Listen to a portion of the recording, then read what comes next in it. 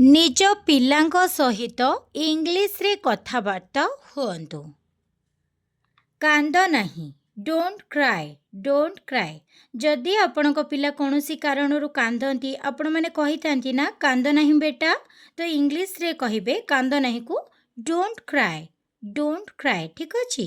ମୋତେ କ୍ଷମା କରିଦିଅ, ମୋତେ କ୍ଷମା କରିଦିଅ, ଫରଗିଭ୍ ମି, ଫରଗିଭ୍ ମି।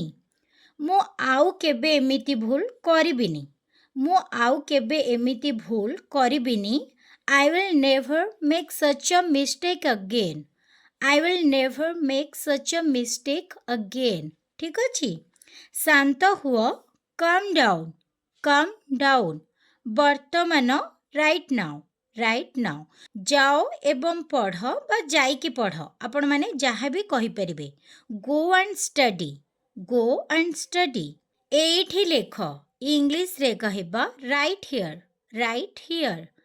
ଏହାକୁ ମନେ ରଖ, ରିମେମ୍ବର ଦିସ୍, ରିମେମ୍ବର ଦିସ୍। ବେଳେବେଳେ ଆପଣ ପିଲାମାନଙ୍କୁ କହିନଥାନ୍ତି କିଛି ଗୋଟେ ପାଠ ମନେ ରଖିବାକୁ କହିଥାନ୍ତି, ଏହାକୁ ମନେ ରଖ। ସେତେବେଳେ ଇଂଲିଶରେ ପିଲାଙ୍କୁ କହିବେ ରିମେମ୍ବର ଦିସ୍, ରିମେମ୍ବର ଦିସ୍। ଆପଣମାନଙ୍କ ପାଇଁ ହୋମୱାର୍କ ହେଉଛି ଏହାକୁ ନିଜେ କର।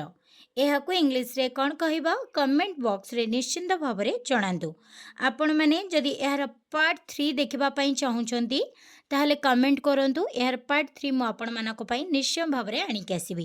ଯଦି ଭିଡ଼ିଓଟି ଭଲ ଲାଗିଲା ପ୍ଲିଜ୍ ଭିଡ଼ିଓଟିକୁ ଲାଇକ୍ ଏବଂ ଚ୍ୟାନେଲଟିକୁ ସବସ୍କ୍ରାଇବ୍ କରିଦିଅନ୍ତୁ। Thank you for watching.